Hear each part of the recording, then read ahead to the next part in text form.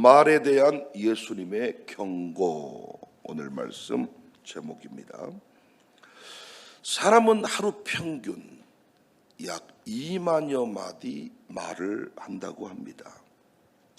그중 대부분은 의미 없는 잡담 같은 수준으로 여길 수 있지만, 사람의 말 속에는 한 사람의 인격, 신앙, 영혼의 상태가 담겨져 있습니다. 오늘 본문에서 예수님께서는 말에 대한 경고를 분명하게 하십니다. 오늘 본문은 22절부터 이어지는 그런 내용인데, 예수님께서 귀신 들려 눈 멀고 말 못하는 사람을 고치셨을 때 사람들은 놀라면서 물었습니다. 23절에 이 사람이 혹시 다윗의 자손이 아니냐? 그런데 바리새인들은 이렇게 반응했습니다.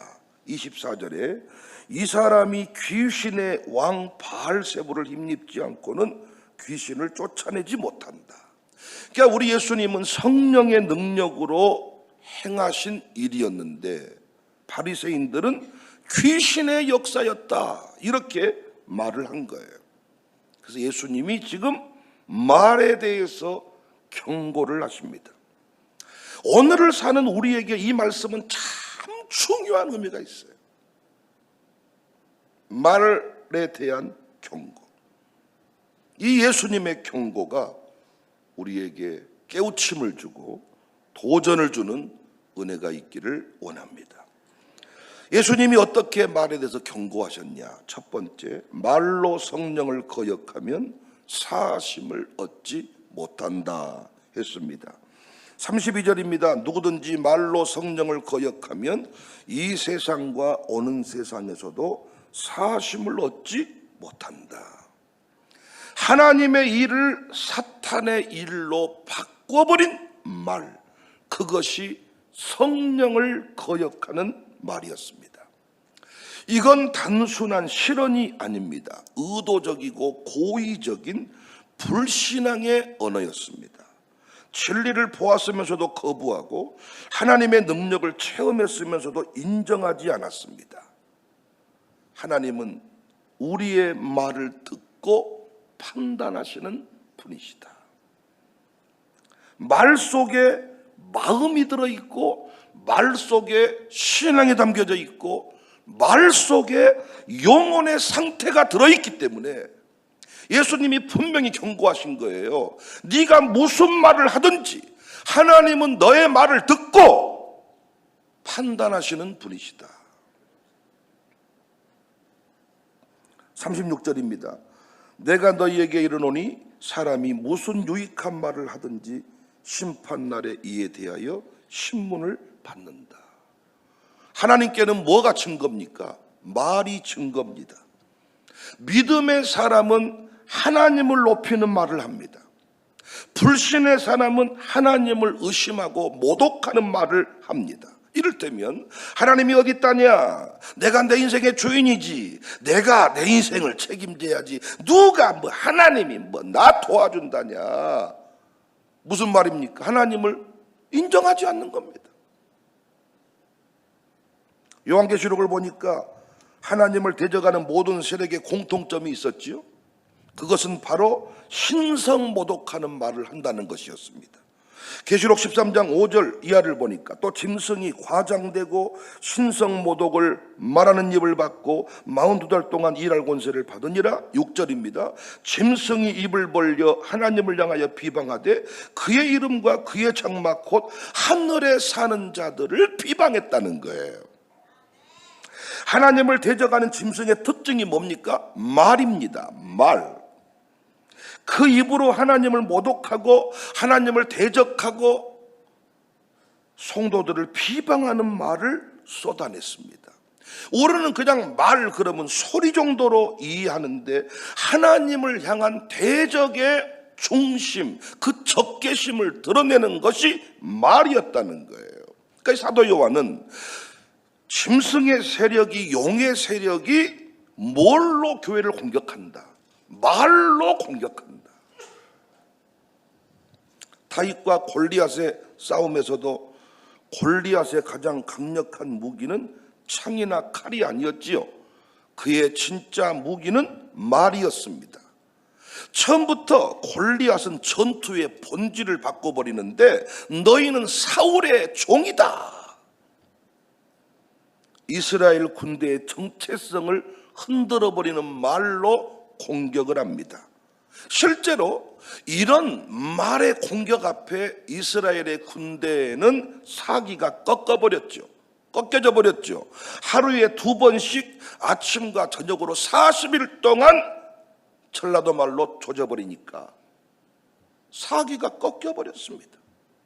13장의 계시록 13장의 짐승처럼 하늘을 대적하고 하나님을 대적하고 성도들을 비방하는 말을 쏟아내버리니까 이스라엘의 군대가 힘을 잃어버렸습니다. 오늘날에도 악한 영은 동일한 방식으로 일하지요. 직접 칼 들고 우리를 죽이지 않습니다.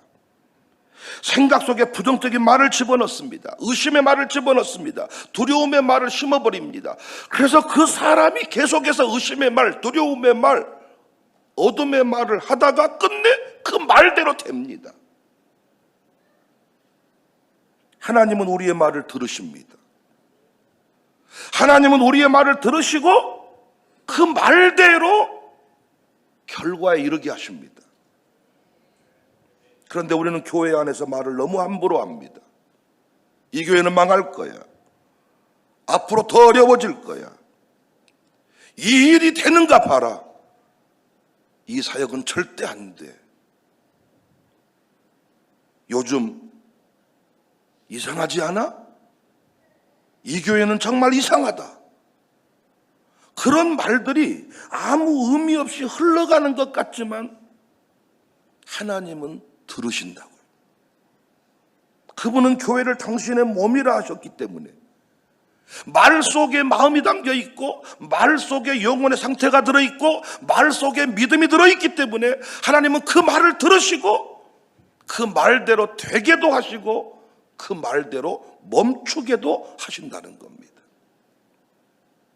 민수기 14장 28절에 너희 말이 내 귀에 들린 대로 내가 너희에게 행한다. 이스라엘 백성들은 광야에서 끊임없이 불평했습니다. 우리는 죽을 것이다. 이 땅은 우리를 삼킬 것이다. 그 말대로 됐습니다. 그들의 말이 곧 그들의 운명이 되었습니다. 오늘 우리의 입술에서도 마찬가지입니다. 믿음의 말은 하나님이 그 말대로 역사하시게 하는 통로가 되는 거예요. 주님이 약속하신 말씀 위에서 난 오늘 또 걸어갑니다. 약속대로 하나님 이루어 약속을 붙잡고 사는 게 중요해. 교회에서는 절대로 여러분 사람들의 말을 들으면 안 돼. 사람들은 말을 합니다. 교회에서. 여러분 교회가요 5,000명 모여 5만 명 모여 사람들은 말을 합니다. 근데 리더가 그 사람들의 말을 듣고 흔들리지만 않으면 교회는 문제가 없어요. 근데 문제는 뭡니까? 1,000명이 말을 하는데 이미 장로님도 권사님도 그 말에 흔들리고 있다는 게 문제지. 리더만 흔들리지 않으면, 사람들의 말 듣고 흔들리지 않으면 교회는 요동함이 없습니다. 믿음의 말, 하나님이 역사하시는 통로입니다. 불신의 말, 하나님의 역사를 멈추시는 근거가 됩니다. 나는 청년들이 함부로 교회를 말하는 것을 볼 때 마음이 아파. 네 인생이 구말리 같은데 앞으로 네가 하나님의 은혜 아니면 살 수가 없는데 너는 어디서 교회를 배웠기에 그렇게 교회를 함부로 말하냐. 이상하다는 둥, 우리 가정교회는 은혜가 없다는 둥, 너무나도 교회를 우습게 여기는 겁니다. 무섭습니다. 두렵습니다. 협박하지 않아도 오늘 말씀의 원리를 따라 묵상하면 답이 나오는 겁니다. 어떻게 성령이 하시는 일을 너는 귀신이 했다고 말하냐. 너는 결코 사함받지 못한다. 말로 성령 거역할 수 있다. 교회는 성령 공동체입니다. 하나님의 교회입니다. 그런데 우리가 우리 생각으로 이 교회를 함부로 평가하는 거 하나님이 그냥 두지 않습니다. 더 이상 너는 교회에서 일할 수 없도록 멈춰버립니다. 하나님이 계속 쓰시는 사람이 있고 멈춰버리는 사람이 있는데, 하나님이 쓰시는 사람 특징이 뭐냐? 믿음의 말을 계속하는 거예요. 우리가 살아있는 동안에 하나님께서 쓰시지 않는 것처럼 불행한 사람이 없습니다. 하나님이 써주는 교회여야 그 교회가 소망이 있습니다. 여러분, 100살을 살아야 된다니까요. 하나님이 써주지 아니할 때 뭐 하실래요? 40년 동안 60년, 70년은 직장 일한다고 쳐요. 남은 3, 40년을 뭐 하실 거냐고요. 하나님이 써주실 때 남은 삶이 복된 삶이 되는 거지. 날마다 저승사자랑 싸우다가 죽으실 겁니까? 나는 우리 교회가 하나님이 우리의 말을 듣고 계신다, 그 말대로 하나님이 역사하시고 그 말대로 멈추게 하신다는 사실을 꼭 기억하고, 하나님이 기쁘시게 하는 말을 많이 하는 주인공들이 되시기를 바랍니다. 말에 대한 예수님의 경고 두 번째, 마음에 가득한 것을 입으로 말한다 그랬어요. 34절입니다. 독사의 자식들아, 너희는 악하니 어떻게 선한 말을 할 수 있느냐? 이는 마음에 가득한 것을 입으로 말한다. 여러분, 예수님께서는 바리새인들을 향해서 독사의 자식들아 그랬지요. 그분의 분노는 단순히 그들이 나쁜 말을 했기 때문이 아니죠. 그들한테 왜 독사의 자식들아 이렇게 말했어요? 그들의 악한 마음을 깨뚫어 보신 거예요. 말 한마디 실수했기 때문에 독사의 자식들아 라고 말한 게 아니라 그 마음의 악함을 깨뚫어 보셨다는 거예요. 마음에 가득한 것을 입으로 말한다. 그래서 누군가 입은 마음의 번역기다, 이런 말을 했어요. 마음속에 무엇이 가득 차 있는지가 결국 말로 표현된다. 마음이 두려움으로 가득하면 두려운 말을 하게 돼요. 감사로 가득하면 감사의 말을 하게 돼요. 그러므로 말의 문제는 곧 영적인 문제이고, 말의 변화는 곧 영혼의 변화와 연결되어 있습니다. 환경의 변화, 연습의 문제가 아니에요. 오늘날 사람들은 말버릇을 고친다 그러잖아요. 하지만 예수님은 말씀했습니다. 독사의 자식들아, 너희는 악하니 어떻게 선한 것을 말할 수 있겠냐? 그래서 말을 바꾸려면 환경을 바꾸고 입버릇을 고치는 게 아니라 날마다 성령 충만함을 받아야 됩니다. 성령의 강력한 역사를 온몸으로 체험하고 그 성령님의 실존을 인정하며 온전히 그분이 말하게 하심을 따라 말하고 그분이 가라고 하는 곳에 가고 온전히 성령님의 지배를 받을 때 우리의 입술의 고백이 믿음의 고백이 되는 것입니다. 여러분, 우리가 어떻게 비전을 선포합니까?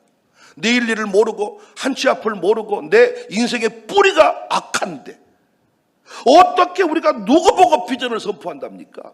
어떻게 긍정의 말을 합니까? 우리의 뿌리가 부정적인 사람인데 어떻게 긍정의 말을 하냐고요. 지금은 긍정의 말을 했다가도 어느 순간이 되면 다시 부정의 말이 나오는 것은 원래 그게 납니다. 여러분은 장로님 되기 이전과 장로님 된 후에 여러분의 성품이 많이 바뀌셨나요? 저는 저를 돌아보니까요, 제 기질은 바뀐 게 아무것도 없더라고요.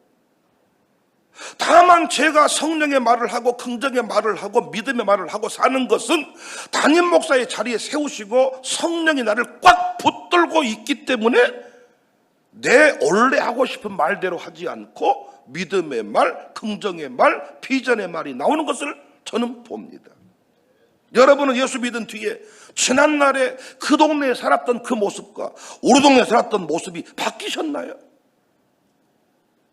딱 바뀌던가요, 성품이? 성품 기질 안 바뀝니다. 예수 믿고 은혜 받았더니 엄청 눈에 터진 사람이 갑자기 내일부터 빨리 나오던가요? 보세요, 교회에서. 어디 놀러 갈 때 한번 보십시오. 늦게 나온 사람은 계속 늦게 나옵니다. 화장실 들어간 사람이 한 1시간 반 동안 씻어. 뭐 하는지 몰라. 그런데 은혜 받으니까 30분 만에 나오니까? 1시간 반 씻는 사람은 은혜 받아도 똑같이 1시간 반 씻어요. 안 씻는 인간은 은혜 받아도 안 씻고. 할렐루야 아닙니까? 은혜 받으니 갑자기 안 씻은 사람이 갑자기 하루에 3번 씻던가요? 더러운 사람은 계속 더러워요. 냄새 안 나는데 자기 몸에는. 이빨도 안 닦은데. 왜? 이빨 안 닦아도 임플란트 하나도 한 적이 없대. 너는 이빨 닦지만 임플란트 다 섞게 하지 않았냐? 어떤 분은 침샘에서 나오는 것이 이빨을 썩게 한대. 닦고 안 닦고의 문제가 아니라 내가 뭔가 은혜 받았다고 해서 내 원래 뿌리가 기질이 바뀐 게 아니라 누군가가 나를 붙잡고 있다는 사실을 인정 안 하니까 설교가 어려워지네요. 그래서 예배 생활이 중요합니다. 그래서 교회가 중요합니다. 하나님이 이 땅의 모든 목사를 다 신유사역자로 만들지 않았거든. 신유사역자로. 김익두 목사님이 신유사역자였다. 다 신유사역이 아니야. 그러니까 하나님께서 청사교회 보냈다, 어디 교회 보냈다 그러면 그 교회를 통해 역사하실 성령님의 특별한 선물들이, 성령의 역사가, 인도하심이 있는 것이지요. 샬롬 스쿨을 통하여 많은 부모들이 변화를 경험합니다. 우리 교회 왔더니 애가 통제가 되고 말을 잘 들어요. 그러니까 어디를 가도 이 아이가 그렇게 된다고 생각해. 단순히 교육의 문제라고 본 거야. 교육은, 학교는 여기도 있고 저기도 있거든. 기독교육 학자들 많이 있습니다. 그러니까 우리 교회에서 이렇게 했던 거 다른 교회 가서도 하면 잘 되지 않겠냐. 근데 가서 보면 우리 교회에서 강조했던 것이 다른 교회로 옮기는 날 바로 그것부터 무너집니다. 못 믿겠으면 한번 해보세요. 아이들 새벽 예배부터 안 될 것이고, 그리고 우리 교회가 강조했던 새벽 예배부터 드리기 싫을 겁니다. 가정부터 무너질 겁니다. 제가 무슨 말을 하고 싶냐, 우리 교회만 능력이 있다는 게 아니라 하나님이 각자 교회를 통하여 특별히 역사하시는 부분이 있는데 우리 교회는 가정 문제, 자녀 문제입니다. 그러니까 이걸 뒤집어 보면 우리 교회 오면 제일 아픈 게 가정이 아파. 계속 그 문제를 찔러대니까 힘든 거야. 대부분 따로 살거든. 각방 쓰고 살거든. 너는 너, 나는 나거든. 통장 각자 관리하며 살거든. 근데 우리 교회 왔더니 앉는 것부터 시작해서 온갖 힘들거든. 우리 교회 힘든 게 또 뭐예요? 새벽 예배, 애들 새벽 예배입니다. 놀라운 건 우리 교회에서는 애들 새벽 예배가 됩니다. 근데 제가 부흥회만 가도 잘 안 됩니다. 무엇 때문에 됐다고요? 성령님의 역사 때문에. 교육 때문에 그 일이 이루어진 것이 아니라 성령의 역사 때문에. 아이를 바꾸고 싶거든, 아이의 말을 바꾸고 싶거든, 근본적으로 인생을 바꾸고 싶거든, 심령의 부흥이 오게 해야지. 어떤 분은 자꾸 친구를 잘못 만나서 말이 이상하게 나온다, 친구 탓을 하는데 평생 친구 탓하면서 친구 바꿔줘 보십시오. 그 인생이 바뀌는가? 여러분 잔디를 심어보니까 여러분이 풀 심으셨나요? 언제 우리가 풀씨를 뿌렸습니까? 잔디에다가. 근데 풀 좀 올라온 거 보십시오. 농사 지은 분이 풀과의 전쟁을 선포하지 아니하면 열매는 수확할 수가 없습니다. 뿌려서 친구 때문에 나쁜 말이 나온 게 아니라 원래 우리는 나쁜 놈이야 다. 원래 우리 아들 딸들은 다 나쁜 놈들이, 이기적인 놈들인데 무엇인가 딱 붙잡고 있으니까 이기적인 게 사라지고 선교적인 사람으로 바뀌었던 거지. 이 잡고 있는 게 놓아버리니까 악한 게 원래 모습대로 나오는 거지. 무슨 친구 때문에 나빠졌습니까?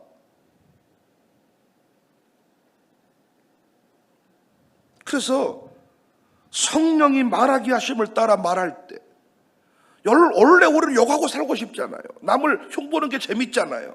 근데 언제부턴가 자꾸 우리는 남을 축복하려고 애쓰잖아요. 왜 그래요? 내가 뭔가 덕도했기 때문입니까? 아니, 내 안에 성령님이 자꾸 그걸 싫어하시니까, 나를 붙잡고 가시니까 비전을 선포하게 되고. 제가 가슴에 고백을 했잖아요.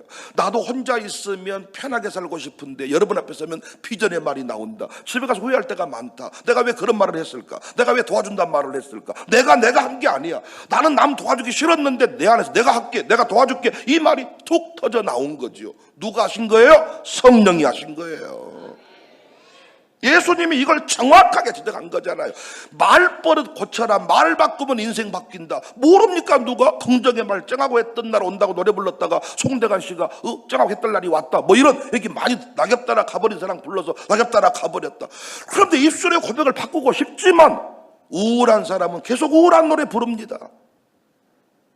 은혜 받은 것 같았다가 다시 또 원점으로 돌아갑니다. 왜? 성령의 통제를 받지 않으니까. 성령 충만을 부흥회 때만 받은 게 아니라 날마다 받아야 되니까. 날마다. 설교가 좀 깊이가 있다 느껴지세요? 새벽에 설교 길게 한다 하지 말고 영적인 원리 아닙니까?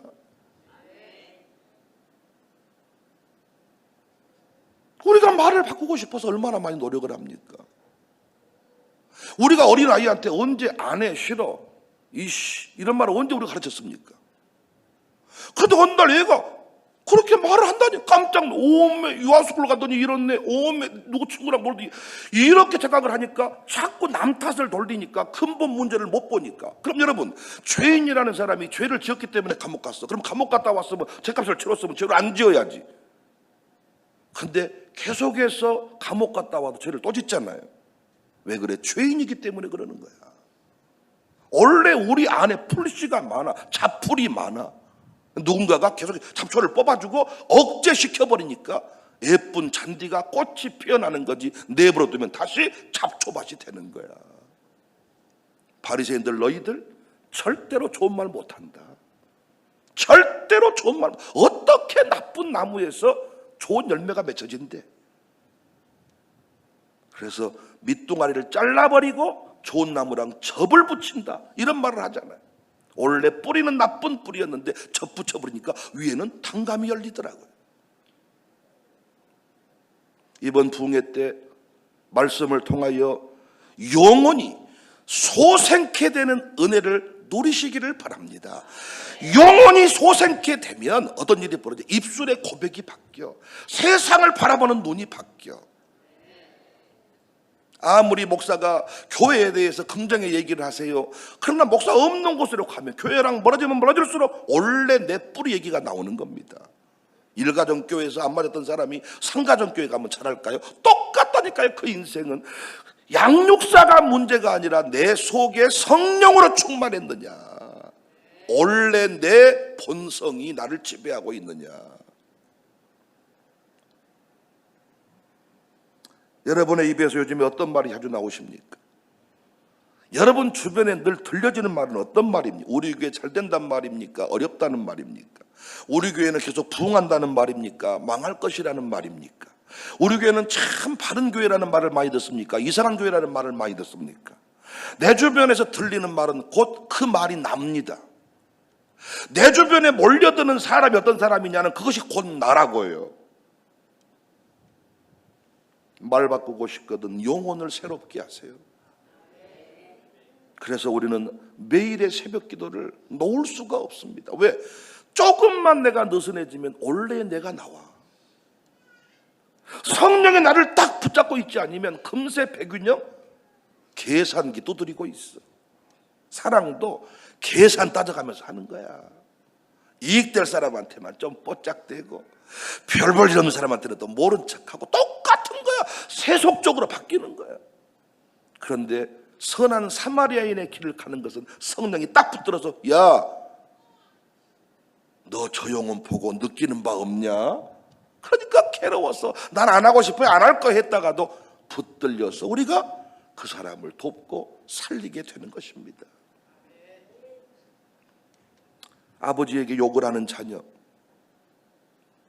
자녀만 보면 욕을 하는 아버지, 어떻게 바꿀 수 있을까요?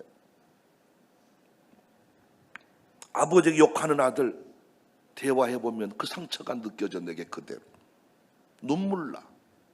넌 어쩌다가 아버지에게 욕하는 아들이 됐냐? 아들만 보면 분노가 치미는 아버지, 역시 대화해보면 눈물이 나. 아들은 사랑스러워야 되는데 어쩌다가 너는 아들 보면 분노하는 인생이 됐냐? 상처가 있기 때문에. 그럼 이 상처는 내가 상담을 해주면 치유가 됩니까? 아니라 그랬잖아요. 복음으로 해석이 되어야 이 상처는 사라지는데, 욕이 끊어지려면 둘이 대화하고 다시 끌어안고 아버지 잘하겠습니다, 아들아 잘하자, 이렇게 한번 하고 나면 말이 바뀝니까? 똑같아요. 똑같이 원점으로 돌아가. 여러분 한번 딱 끄는 소리 다시는 생각이 안 납니까? 어떤 분은 냉정하게 저한테 이렇게 솔직하게 고백하시더라. 목사님, 다 괜찮은데요, 비행기를 탔을 때 자꾸 이렇게 와인 한 잔 땡기고 싶은 그런 마음이 이렇게 정도 있습니다. 또 어떤 분은 다른 건 다 모르겠는데요, 이 고기를 쫙 구울 때 이게 다 땡기는 것이 있습니다. 또 저는 다른 건 모르는데 그 고급 레스토랑에 딱 갔을 때 이렇게 콜라보다는 그 와인잔에 딱 이렇게 한 잔 탁 이렇게 이 와인을 입에 탁 머물러 가지고 탁 이걸 한번 해보고 싶습니다. 나는 그게 정직한 고백이라고 생각해. 그런데 왜 우리는 비행기 안에서 와인 안 먹고, 왜 술 안 먹고, 왜 고기 먹고 콜라 먹고 왜 이렇게 있느냐? 사람들이 보고 있기 때문이 아니야. 사람들이 보고 있기 때문에 그랬다면 사람 없는 곳에 가면 우리는 먹었어야지. 성령이 나를 붙들고 있기 때문에. 그래서 우리는 이 공동체 안에서 예배드리는 게 생명보다 귀한 거예요. 안 그러면 우리는 다 자풀이 가득한 인생이 되는 것입니다. 오늘 또 하나님께 은혜를 구해서 성령 충만 받으시기를 바랍니다. 성령을 인정하지 않는 바리새인들이 귀신의 힘을 빌렸다 그러잖아요. 알고 있는 거야. 이 모든 일들은 영적인 귀신의 힘을 통해서만 할 수 있다. 그들이 알고 있었던 거예요. 바꾸어 말하면 성령이 역사하시면 우리는 모든 것들을 제어할 수 있고, 원래 나는 바닥이 부정적인 사람인데 성령이 역사하시면 애언을 하고 축복을 하고 격려하고 지지하고 세상을 살리고 교회를 분케하는 통로로 변화될 줄을 믿으시기 바랍니다. 원래 나는 그렇게 생겨 먹었어라, 원래 나는 그런 놈이어라, 몰랐어, 그런 소리 하지 마세요. 원래 나는 그런 놈인 건 다 마찬가지입니다. 우리가 그 날마다 성령 충만을 받으라. 오늘도 성령의 충만을 받으면 우리 인생이 바뀝니다. 언어가 바뀝니다. 고백이 바뀝니다. 부모가 축복한 대로 됩니다. 여러분, 이 교회를 축복한 대로 우리 교회는 됩니다. 기도하겠습니다.